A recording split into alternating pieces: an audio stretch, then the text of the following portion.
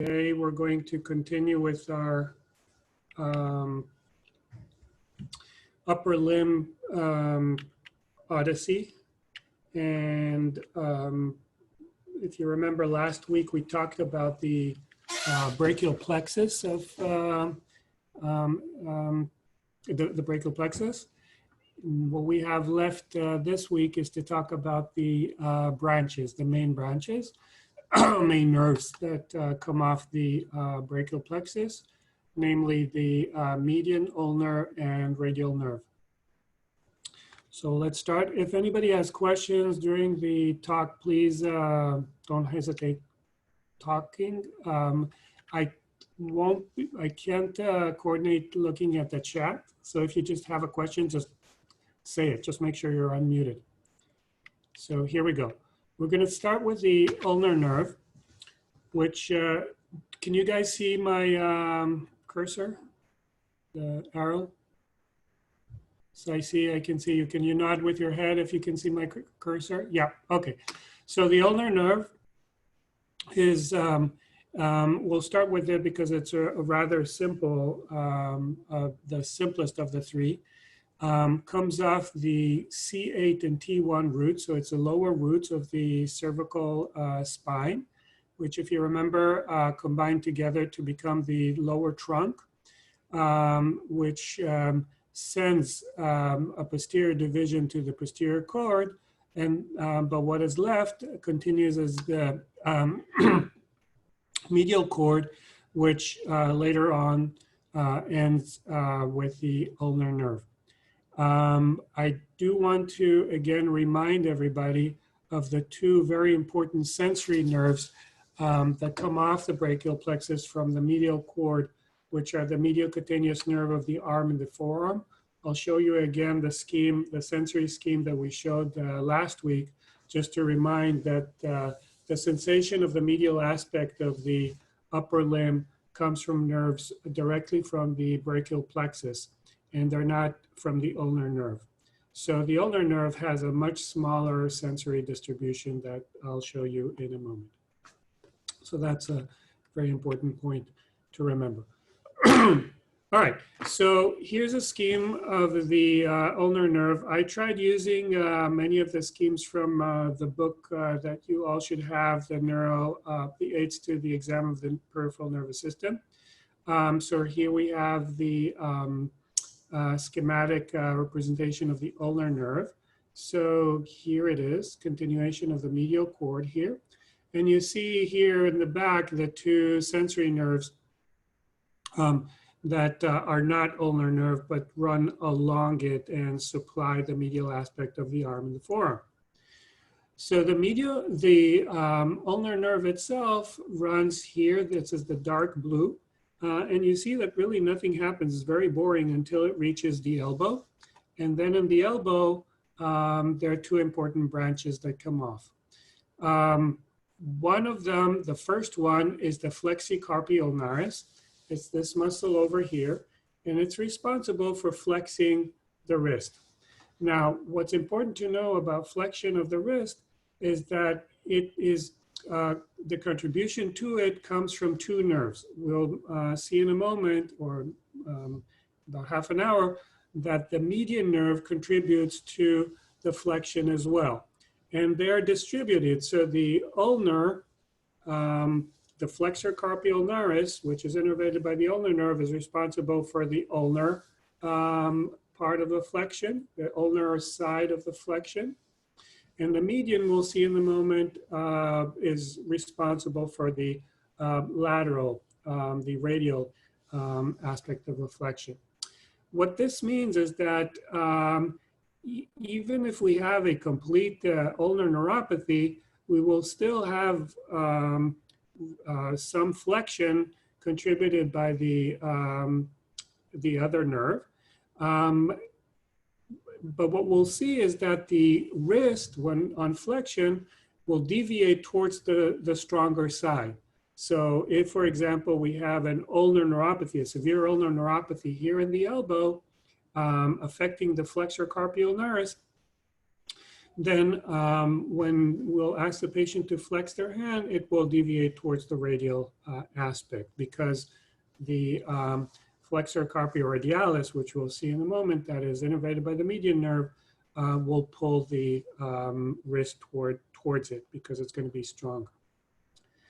The next nerve that is important to remember here is the Flexor Digitorum Profundus.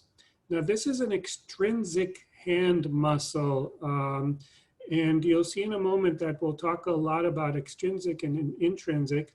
What it refers to is to muscles that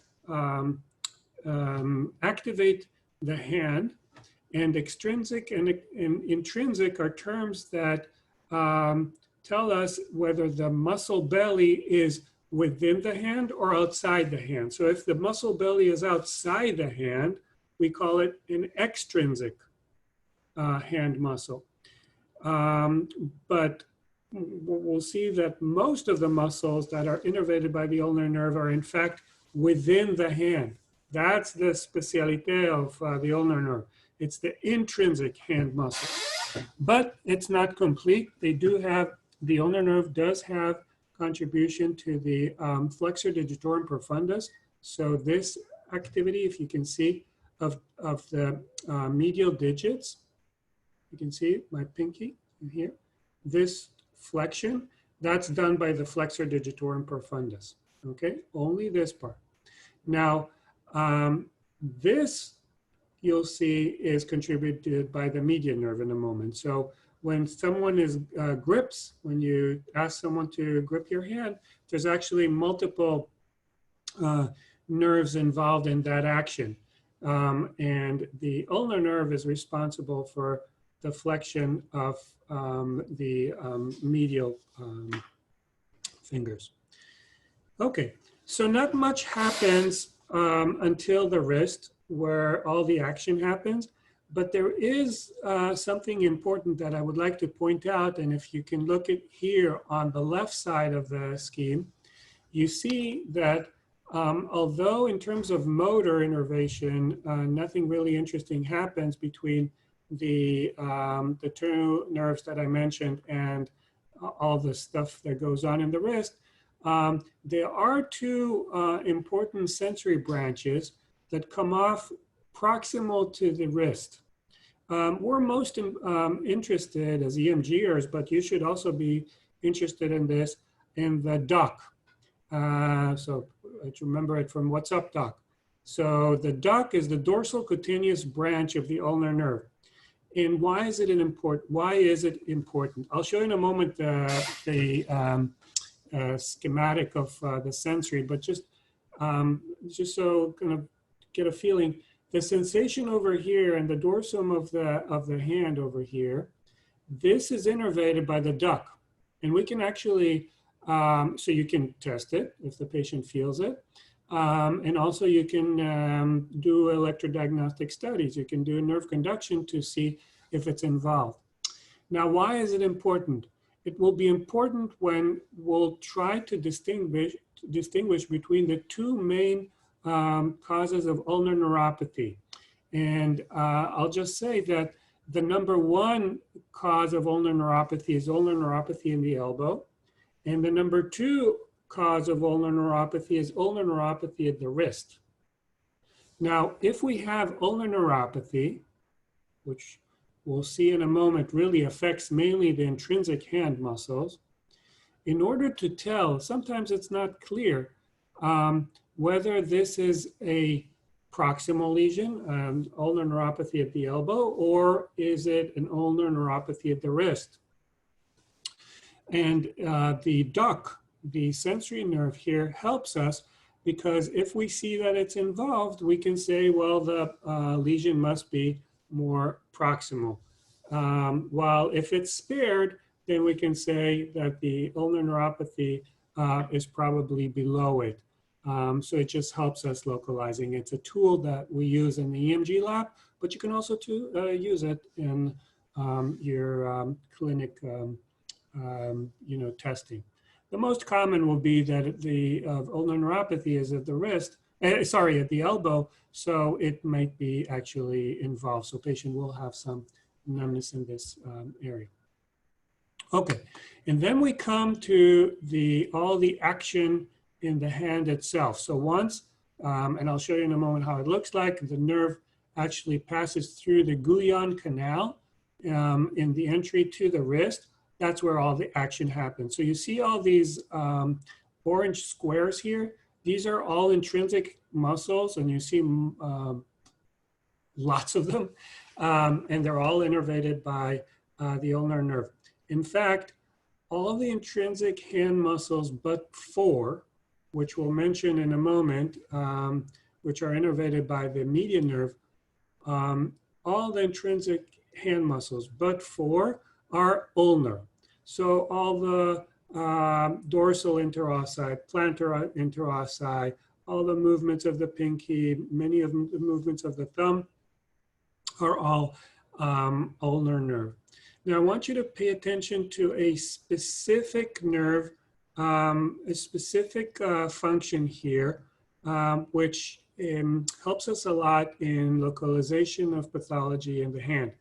And those are the lumbricals. You'll hear about the lumbricals when we talk about the median nerve, which in that case, the median nerve innervates lumbricals in the lateral aspect, so closer, so these digits here. But the ulnar innervates the lumbricals here in the medial. So in an anatomical standing, these are the medial lumbricals. Why are they useful? They're easy to test. They're easy to identify pathology in. So what do they do? And it's also easy to remember what they do, because they're responsible to do the L shape, lumbrical, L. Okay? So let's break it down. What is the L shape formed by? We have flexion of the MCP, the metacarpal phalangeal joint over here. And then we have extension of the PIP and DIP, the proximal interphalangeal joint and the distal interphalangeal joint. So that combination of the 3 activities of the flexion here, extension here, and extension here allows the shape of the L. And that's caused by the lumbrical. Okay, so that's easy to remember. But remember, it's only for these 2 digits when it's ulnar. Okay? So put that in your hard drive for a moment. We'll see in a moment how that's actually helpful information. So again, I promised you that I'll show you again that all this distribution in the medial aspect of the arms and forearm are not ulnar. And ulnar is only responsible for this part of the hand, so the medial aspect. It's a 5th digit and half of the 4th digit. Both anterior and the palmar and the dorsal side. But remember what I told you about the ducts. You see here, the duct, the dorsal branch here, over here. Okay, this comes from a branch that is proximal to the Guyon canal. Okay, and actually the ulnar nerve that goes into the wrist is only in the fingers themselves. Sorry, Dr. Perk, could you blow up the image? I see a big image of your face and a very small image of the arm. Oh. Just now. I don't know what happened. It's supposed to be the opposite. Is that everybody's experience? No, Matt, click on the small image. It'll switch it. Okay, you should see a tiny me. I'm not important. You only need to see my hand. That's important, but otherwise I'm not important. What's important is the figures. Is it solved, Matt? Yes, thank you, Murray. Okay. All right. So, so Matt, so just what I showed here, you probably didn't see it if it was small. So the blue part here is the only part that is actually sensory innervated by the ulnar nerve. So it's a very small part. It's nothing like what people who are non-neurologists or are neurologists but from other residencies think that the ulnar contributes in this part, and it's not. This is from the brachial plexus, right? And even this is divided into areas that are innervated by branches that are proximal to the wrist, and only this tiny region here of the fingers themselves are innervated by branches that go within the hand. Okay, so what's the most common pathology? We already mentioned it, and everybody here, I'm sure, experienced hitting the funny bone or leaning on, I don't know, on something for a long period of time and feel numbness in the distribution of the ulnar nerve, which is a good practice as homework. And the reason is because here you see the ulnar nerve passing between the medial epicondyle and the olecranon of the ulnar, medial epicondyle of the humerus, and the olecranon of the ulna. It's really exposed. You can actually feel it. And if you want to torture yourself, and why not do it? Because then you'll feel it. Do a Tinel sign on yourself. Tap between the medial epicondyle and the olecranon of the ulna. You'll actually feel this zap. And that's where the ulnar nerve runs. It's really exposed.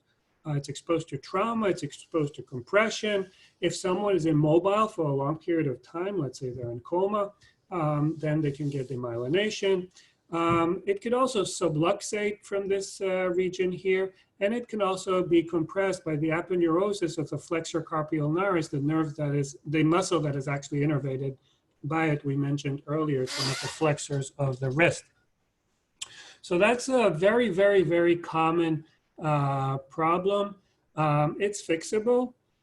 For example, if there's compression by the nerve, by the muscle here, a surgeon can cut through this. If it's a subluxation, then he can put it back in and kind of stabilize it. So how can we tell? Well, the first thing is that there's kind of a classic syndrome. The patient will have pain. Remember, they may have pain, but not sensory loss. The sensory loss will be confined to the ulnar distribution. And then they'll have atrophy and weakness of movement of the intrinsic hand muscles.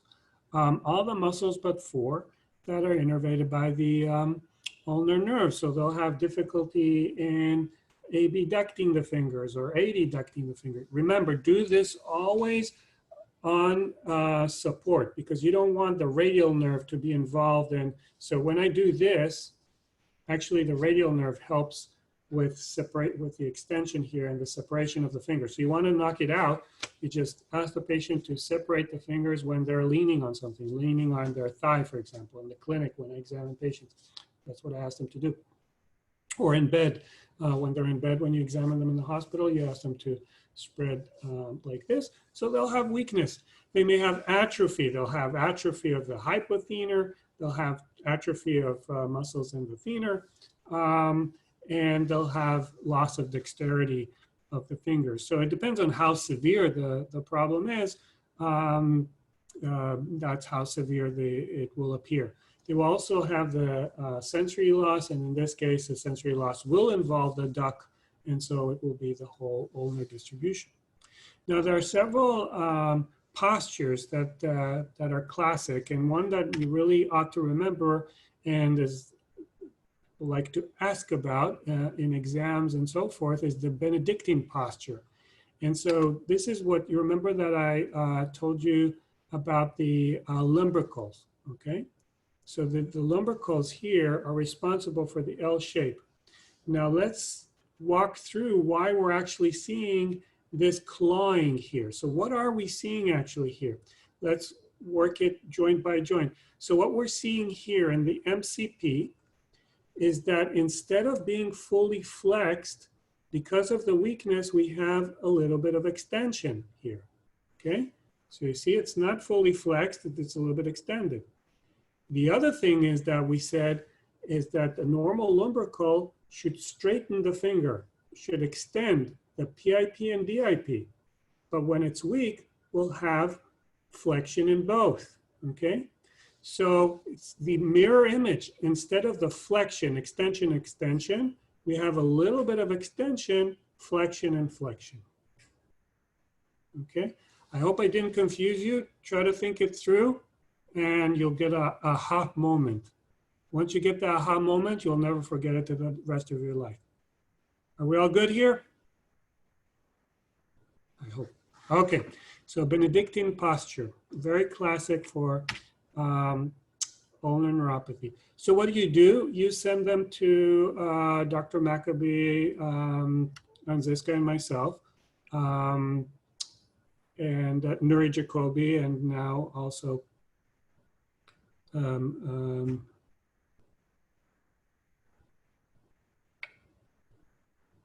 blocking. Dr. Treidler? Dr. Treidler. Treidler, she's going to murder me. Sorry, that's the problem with having Alzheimer's, is that you forget things. Okay, so Dr. Treidler. So what are we going to do? What we do is and you probably went over it when I think it was Dr. Maccabee who went over nerve conduction. So this is kind of a very basic setting, and this for sure will be on your boards because it's a very basic question and they're going to ask. So you put a recording electrode on an ulnar innervated muscle. So in this case, it's the abductor digiti minimi, ADM. So right over here, they put the recording electrodes. And then they start stimulating, zapping you. They zap here. We zap here at the wrist. We zap below the elbow. We zap above the elbow.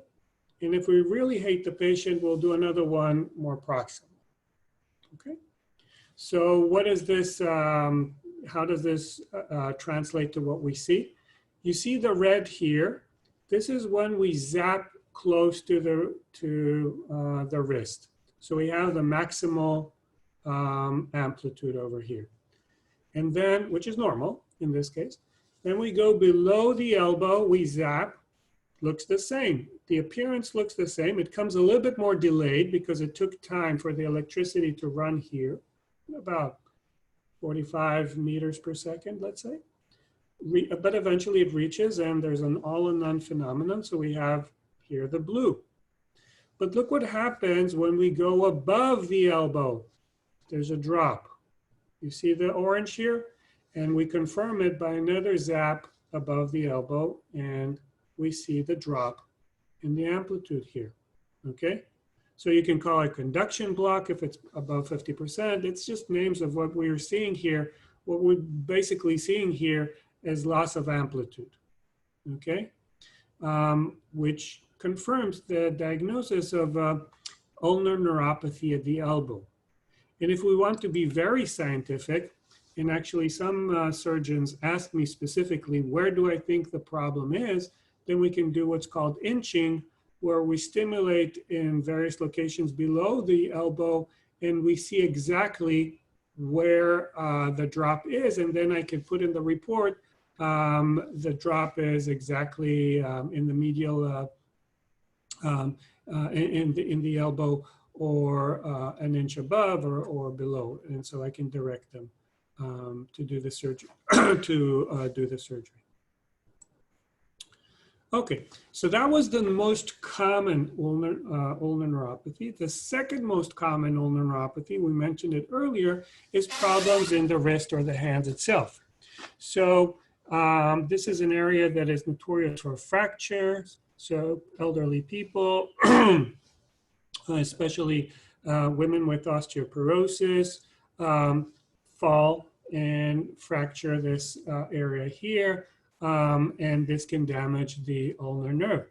And this may end up with an ulnar neuropathy of the hand, so loss of the function of the intrinsic hand muscles innervated by the ulnar nerve, sensory loss, but with preservation of what we called earlier the proximal nerve. So the flexion of the wrist will be fine.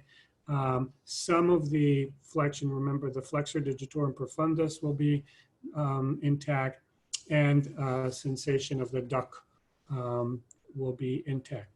Now, even in the hand, there are different locations. So this area here, which is susceptible to fractures, will be something that it will cause kind of a generalized ulnar neuropathy. But a lot of patients have other problems. So something that I used to see less, is in people who are in the gym or cyclists who don't use gloves. So for example, if you lift weights or you do pull-ups and you don't use gloves, over here we have compression of the deep branch of the ulnar nerve, and that may cause both pain, but also if if it's a weightlifter that does it every day for years, they may develop atrophy of the thenar muscles and also first and second dorsal interossei. Well, it depends on where the compression happened. So homework for you guys: if you go to the gym or cycle, buy gloves. They're cheap and they're good for you. All right. Now, it's important to know that there's a differential diagnosis, and not everything that looks like ulnar neuropathy, when we have loss of dexterity in the hand and atrophy of the muscles, is actually an ulnar neuropathy. And some of those cases are actually life-threatening, as we'll see in a moment. Ulnar neuropathy is very common and usually benign. But other causes of this type of weakness may actually be signs of much more serious diseases. So one of the things that is maybe not that serious, but you don't want to miss the diagnosis, is a cervical radiculopathy. Now, as you know, if you've seen by now, really part of a radiculopathy is that the patient will have pain. It's really unusual for the patient to have radiculopathy with no pain. I would actually be very hesitant to diagnose a patient with radiculopathy if they do not have pain. So for example, if they have an MRI with changes, if there's no pain, then I would not diagnose it as radiculopathy. So in a patient that will have a CAT1 distribution of muscle weakness, I also would like to hear about pain above the shoulder or in fact in the lower cervical spine. That would suggest that it's actually radiculopathy. The other thing is that it's important to test muscles that share the same roots as the ulnar nerve, but are not the ulnar nerve.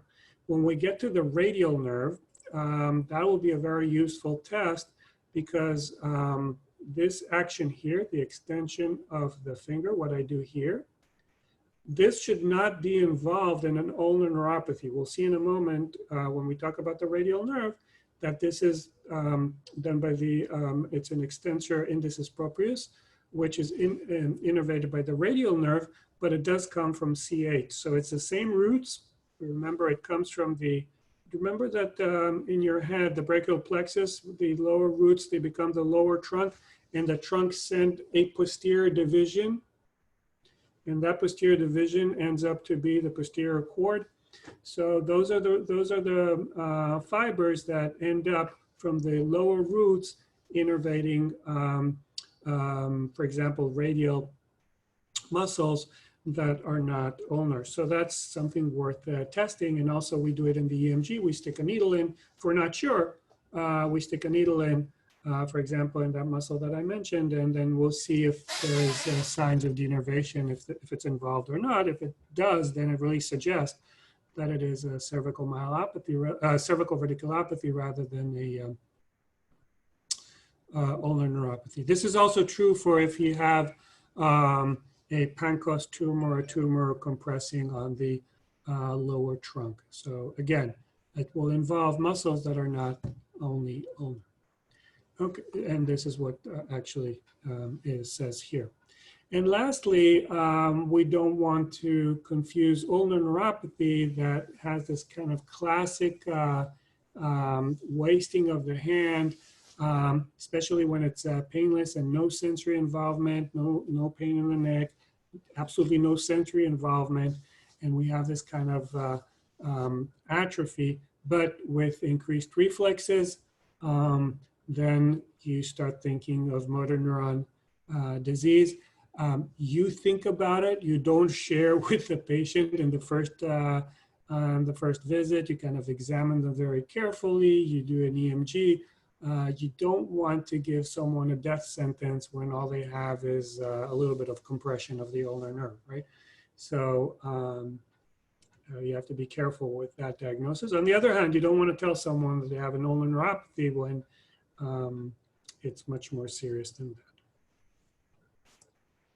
Okay, let's go on to the radial nerve.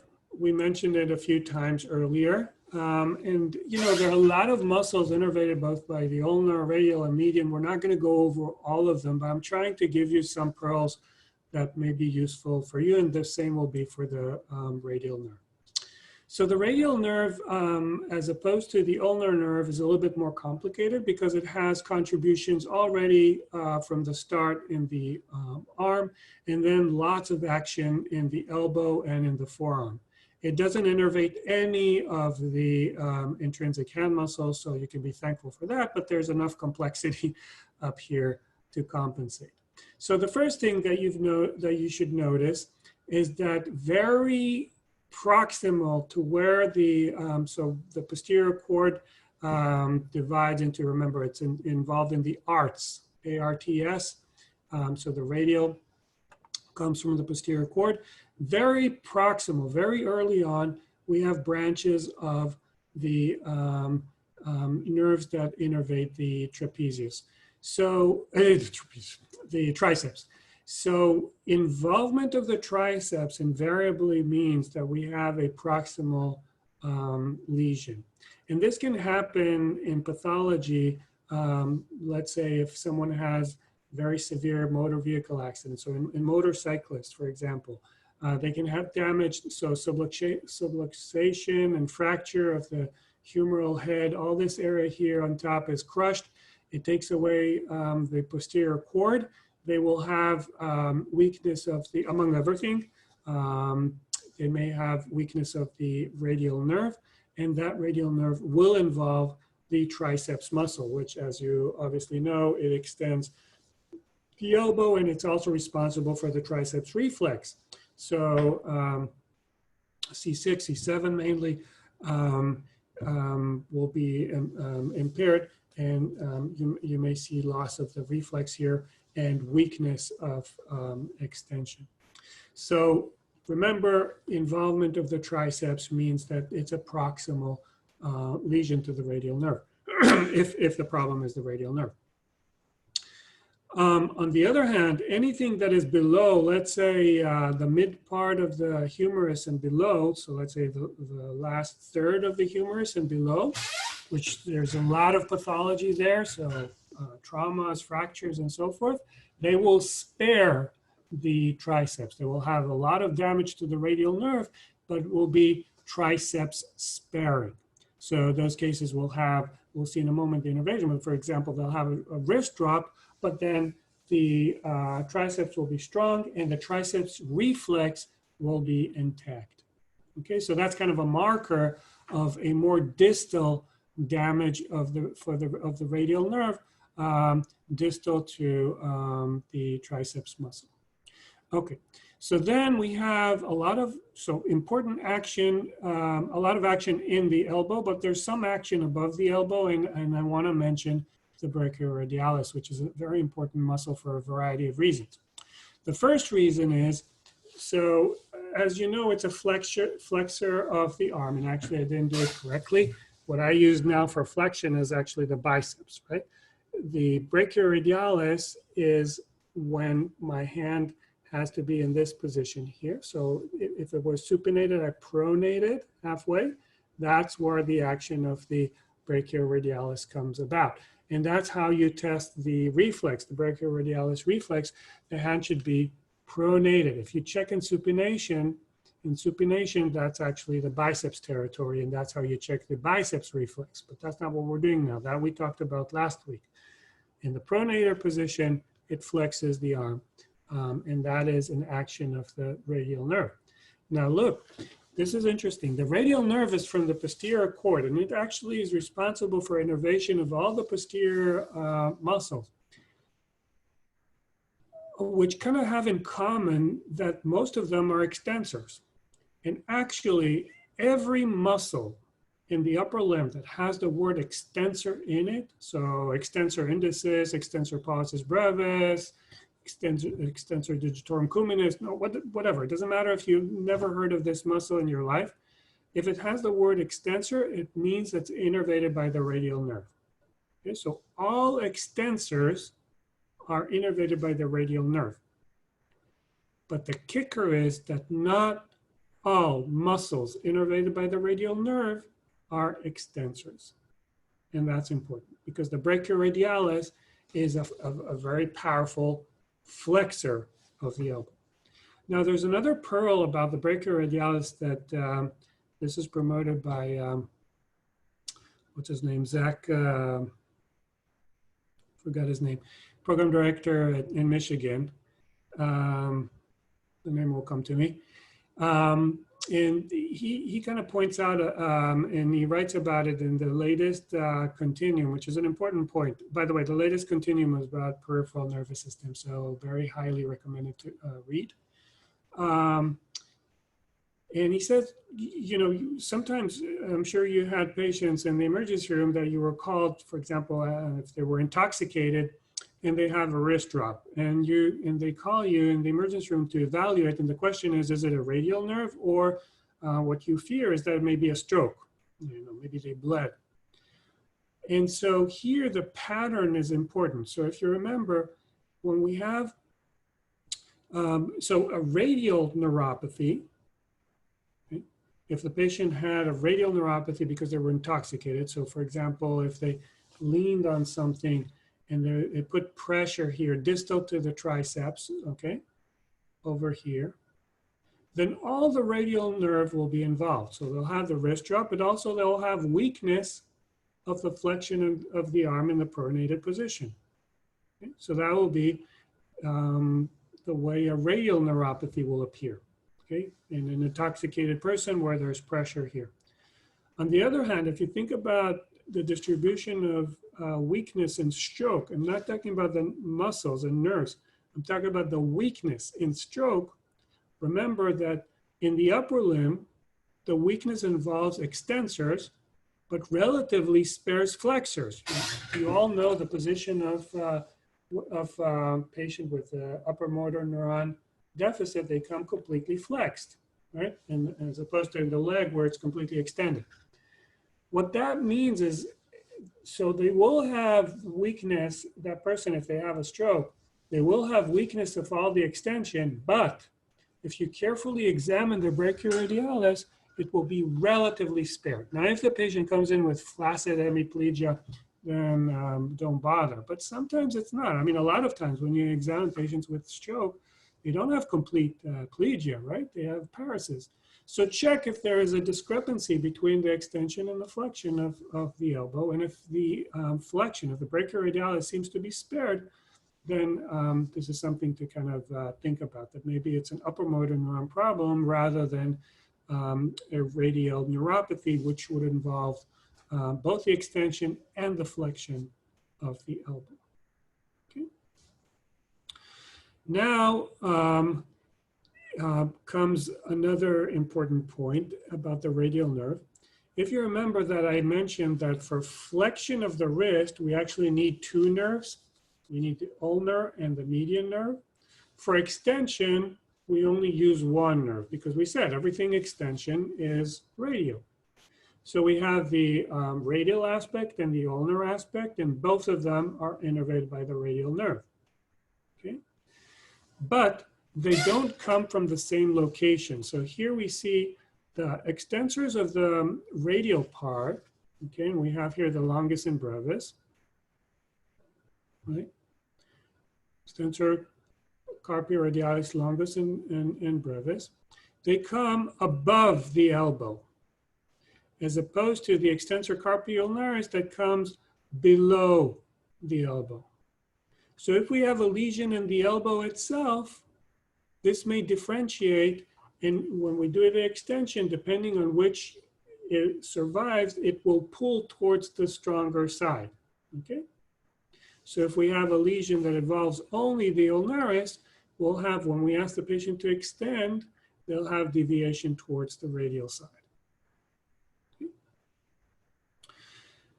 So this is kind of all the action of the elbow. This is very susceptible to trauma. Lots of problems happen in the elbow, so this obviously causes lots of radial nerve problems. Okay, now comes something very annoying. And this is kind of the gods of peripheral nervous system thought that it's not complicated enough for you guys. Let's trick them. And the trick here is that they didn't do anything to the radial nerve, but decided to change its name. Okay, so look, you see here? Below the elbow, instead of calling the radial nerve by its name, the radial nerve, the gods of the peripheral nerves decided that now we're going to confuse everybody and call it the posterior interosseous nerve. Cool, right? How many of you think that it's cool? Nothing happened. It continues the same. You see here? Nothing happened to the nerve, same nerve. Just changing the name. So if you see posterior interosseous nerve, it's the radial nerve. Okay? Now this is opposed. In a moment we'll get to the anterior interosseous nerve. That's a different story. That's coming from the median nerve, and that's a completely different story. In the radial nerve, it's simply the continuation of the radial nerve below the elbow. Now, it does help us remember that there's one thing that does happen, and that there is this light blue sensory nerves that comes off in this region, which is a superficial radial nerve, that you can actually sometimes palpate it, especially when people have hypertrophic nerves. So for example, in Charcot-Marie tooth, you can palpate it here in the snuff box. And you can actually annoy yourself by tapping on it, again, a Tinel sign, or it's very convenient for us EMGers to check it to see if the radial nerve is involved. We sometimes, there's lots of reasons to check it. It's an easy, very easy nerve to check. But it comes from this area here around the elbow and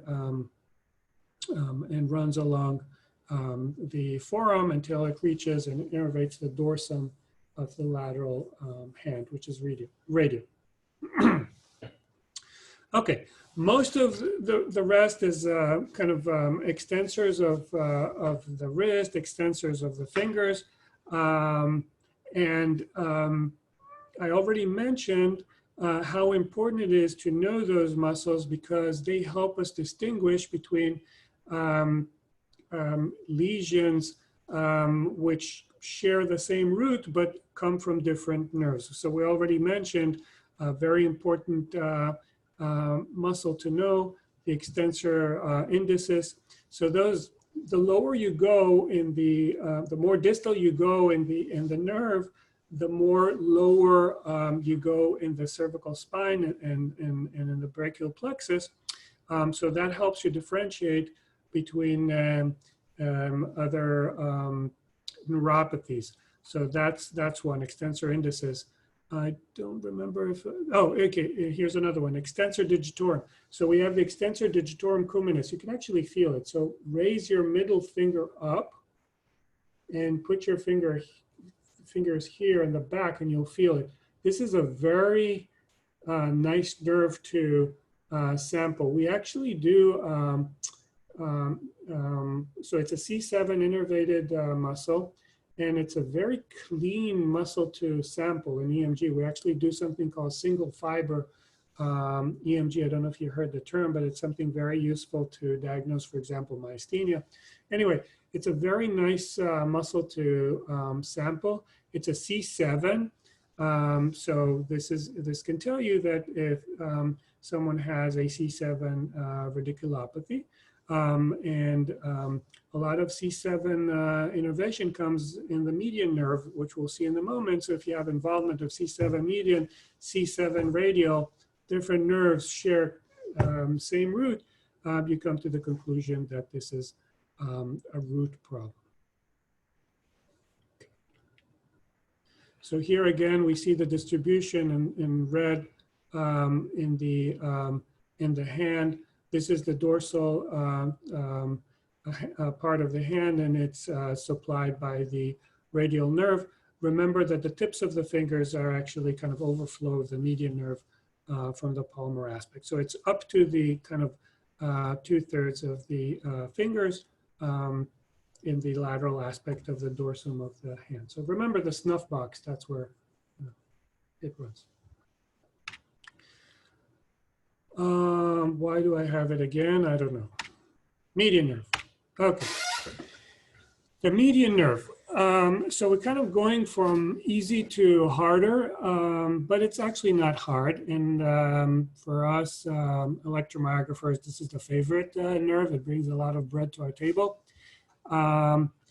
But if you look at it, it's kind of, the reason I'm saying it's complex is because let's track it backwards. You see, first of all, that the median nerve here is continuation and combination of the lateral and medial cord, okay? So let's go back with the lateral cord and remind ourselves where that came from. And remember, it comes from the anterior divisions of the superior and middle trunk, okay? And if we track those backwards, we see they come from root C5, C6, and C7, right? Now let's see what happened to the medial cord here, which continued into the medial nerve, median nerve. I see that I froze. I hope you can still hear me. Let me see.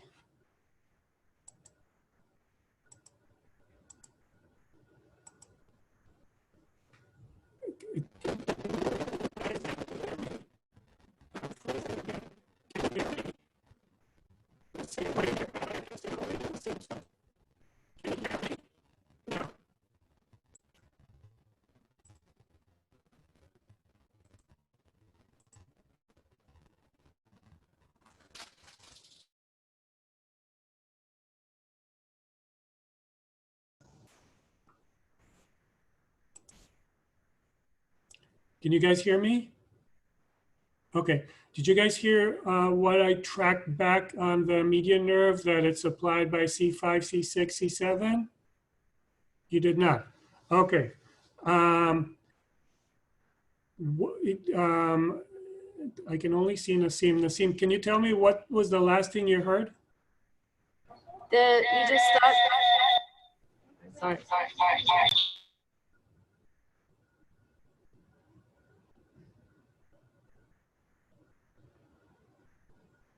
Did you guys hear everything about the radial nerve? Yeah, Yes. I heard. Okay. Start the one from median. Okay. All right. So we'll just go back to the median nerve and just remind ourselves that the point that I'm trying to say, so I'll say it more quickly, is that the median nerve is, their contribution to it is from the lateral and medial cord, which have contributions from essentially all the roots. So the median nerve is contributed by C5, 6, 7, 8, and T1. So it's a hot mess, right? But in order to simplify things, we already mentioned this concept earlier when we talked about the radial nerve, is that the more distal you go, the lower roots that are involved. What it means is that if you have a proximal innervated, median innervated muscle, it will most likely be C5, C6. So we'll see in a moment, the pronator, for example. So that will be C5, C6, C6 mainly, median innervated. But on the other hand, if you have a distal innervated muscle, for example, the abductor pollicis brevis, it will be from the CAT1. So the more distal you go, the lower you go. So it's kind of a helpful reminder. Okay, so what happens to the median nerve? You'll be happy to hear that nothing happens in the arm, but then there's some action just below the elbow. Yes, the median nerve is really the main kind of forearm. So most of kind of the meat here, it's median innervated. So if you stick a needle here, it's very highly likely that will be a median nerve. Remember, the ulnar just contributed to the FCU and the Flexor Digitorum Profundus. So all the rest, if you stick a needle here in the anterior aspect, it's all median. So what is it responsible for? So actions of the forearm. So actions of the forearm are really activation of the wrist. So the median is responsible for, we mentioned this movement earlier, pronation. It actually has two muscles, main muscles that pronate. One is the pronator here, teres, that is mentioned here on the top. And later on, we'll meet another one that is a part of the a branch of the median nerve, the anterior interosseous nerve. An important muscle that we kept on talking about, but we never named it, or nerve, is the Flexor Carpi. And this kind of brings us to a full circle. Remember, we said flexion of the wrist is due to innervation of two nerves. So we talked about the ulnar, the FCU, which is this muscle here. And then we have the FCR, the Flexor Carpi, which is median innervated. It's connected here, and actually the belly is over here. So you actually can feel it. So do it on yourself. If you flex, it's a little bit, it's strange. It's not exactly where you would expect it to be, but it's a very good nerve to muscle to sample. For example, in EMG, we like sticking needles in it to see if there's involvement of the median nerve. Again, those are more upper roots of C6, C7. In this case, it would probably C7. And it's responsible for the flexion of the wrist. Okay, now comes a very, very, very important concept. And this is the anterior interosseous nerve that branches off the median nerve. Now, as opposed to the annoying posterior interosseous nerve, the anterior interosseous nerve is a completely different story. It's a true motor branch coming off the median nerve. Now, I want you to remember it both because you need it for the clinic, but money back guarantee, it's going to be on your boards. I guarantee they're going to ask you on the boards about issues with the anterior interosseous nerve. So what is the anterior interosseous nerve involved in? It's a motor nerve. It has three activities. One here is the Pronator quadratus. We already mentioned the pronation done by the Pronator teres. This is up here. But we also have the pronator here, which is between the ulnar and the radial nerve. When it contracts, it kind of pronates the hand. So that's one component. And then the two other one are responsible for what I'm doing now. You see what I'm doing now? This movement here. Remember when we said when you ask someone to grip, then we talked about this part, the ulnar part. So I owed you the median part. So here it is, the Flexor Digitorum Profundus. So it's the flexion of the fingers here. When I do this, I use both the median and the ulnar. So it does this, okay? You can see also from the side. So this is the action that I'm doing here is the anterior interosseous nerve. Now, notice that my thumb is also moving, okay? So that is the flexor pollicis longus, okay? This movement, this, the flexion. Now, ultimately, what I'm able to do by an intact anterior interosseous nerve is do the OK sign. Remember, and I'll show you a picture of it. If you can do the OK sign, your anterior interosseous is okay. But if it's not, okay, if you don't have the flexion of the profundus, it's not okay, then we have an anterior interosseous problem. Now, anterior interosseous, there are many problems. It runs here under the flexors here. So if there's trauma here, it may be damaged. Hypertrophy, it may be damaged. But also we see it in Parsonage-Turner in brachial plexopathy. Now, you may ask, well, the brachial plexus is up here. Why would it be involved? I don't know. It just is. It's one of the most common nerves to be involved in brachial plexopathy. So there's something and sometimes you have autoimmune kind of this activation, kind of brachial plexopathy, which without the brachial plexus at all, just the anterior interosseous nerve. So you need to recognize this movement here. Okay, the OK sign and this kind of pinching. All right, now we come to the wrist. And remember, we said that there are only 4 intrinsic hand muscles. So those are the loaf muscles. Those of you who read Blumenfeld know that he talks about the loaf. If we were live, I would pimp you what they are. So I'll just save time. We're talking about the lumbricals. So remember, we talked about the lumbricals, the L shape, these digits here, which are ulnar. So now we have the median aspect. Now we have the L shapes done by the median. So the first and second lumbrical are that are innervated by the median, so that's the L. Then we have the opposition of the thumb, opponens pollicis, okay? And then we have the flexor pollicis brevis. So it's this muscle here, it's a flexor of the thumb, which also has a component of the ulnar nerve. That's why we may have some atrophy if we have ulnar neuropathy, or some atrophy if we have median neuropathy. They compensate for each other. And lastly, the most famous one of them all is the abductor pollicis brevis, the one that we use for nerve conductions, median innervated. So those are C8T1. Remember, they're distal, so they come from the lower trunk, innervate in the hand. Now, another important point, and this is something that attendings may ask you, and it will come up in exams. Remember, again, the story of the sensory branches that come off before entering the wrist. So we have the sensory branch here, the palmar branch sensation. So this is area here. This is innervated by a sensory nerve that actually bypasses the entrance of the median nerve into the wrist.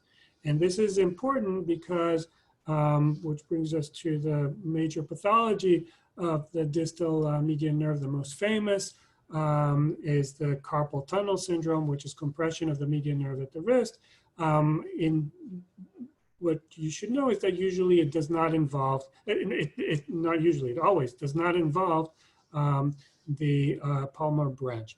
But when you ask patients, and I'm sure you saw enough patients with carpal tunnel, you'll know that they'll tell you that they have kind of sensation all over the hand and even pain over here. So it's really not that specific, but you know, it's an anatomical piece of information. Okay, here are the innervated muscles by the anterior interosseous nerve. We mentioned them already. The OK sign, A is a normal appearing OK sign. That's the fingers on the left. B is a patient with anterior interosseous neuropathy. Okay. And here we have the sensory distribution of the median nerve, the yellow here in the bottom. So all this area here is median nerve, but remember the palmar branch, this area here is innervated by a branch that comes around the carpal tunnel. So here's the famous carpal tunnel. We see the carpal ligament over here, and the poor nerve runs inside, compressed by all these tendons, the poor guy. And so this causes pain, paresthesias, and in severe cases, atrophy and weakness of the loaf muscles. So they'll have the weakness of the, so exactly that what we showed earlier in the ulnar, they will have the weakness of the lumbricals. They'll have atrophy of the abductor pollicis brevis. There are lots of etiologies. So a lot of times we don't know. It's said that people who type a lot, who cook a lot, who use their hands a lot, but also it could be signs of systemic diseases, anything that can cause edema, swelling of the limbs, acromegaly as classic, hypothyroidism. In pregnancy, we see a lot. And, you know, in pregnancy, which is reversible, if someone comes with those symptoms, you can tell them, look, it's most likely that the symptoms will resolve when the edema will subside. So don't run to do surgery on patients when you know that we have a reversible cause. So hypothyroidism would be another example. But if it's someone who types and you do an EMG and you show carpal tunnel, that would be a patient that you would consider release. It's a very simple surgery, and many of the patients get better. Here I just want to show you one cool trick. This is not every EMGer does it, but I do it in all patients that I suspect carpal tunnel. And it's a comparison between ulnar and median. It's kind of a summation of what we talked about today. So we put an electrode here in the palm, right here. And below it, there are actually muscles innervated by the median nerve, which is the first and second lumbricals are around here. It's actually the second lumbrical. And then the first lumbrical. Here it goes to this, in the first finger, the index. And we have the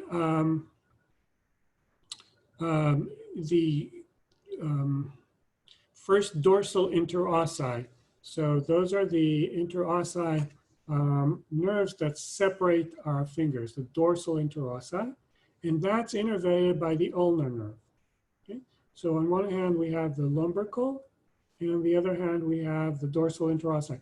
But they're in exactly the same location. So when I put the electrode here, it would sample electricity from either one.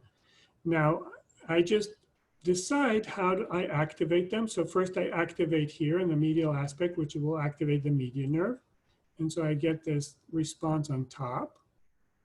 That's the second lumbrical.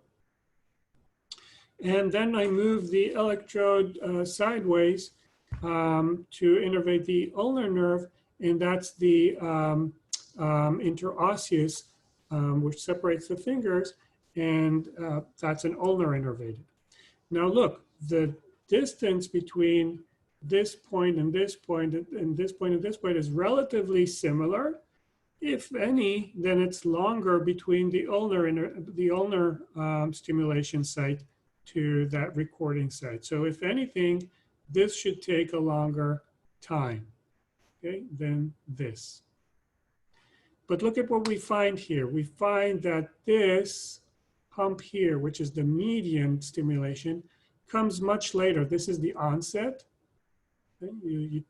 You learn about the onset, right, of the CMAP, and you compare it to the onset of the CMAP here, which is the ulnar stimulation.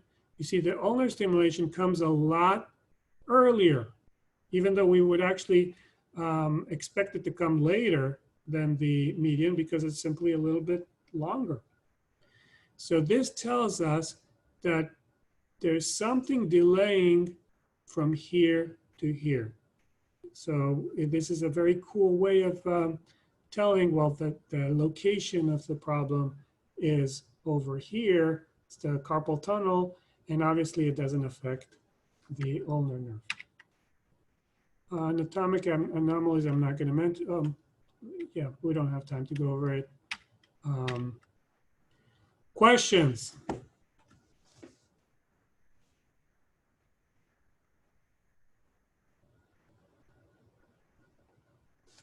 You guys survived? Who's here? Not everybody survived. All right, see you next week. We'll move on to the lower limb.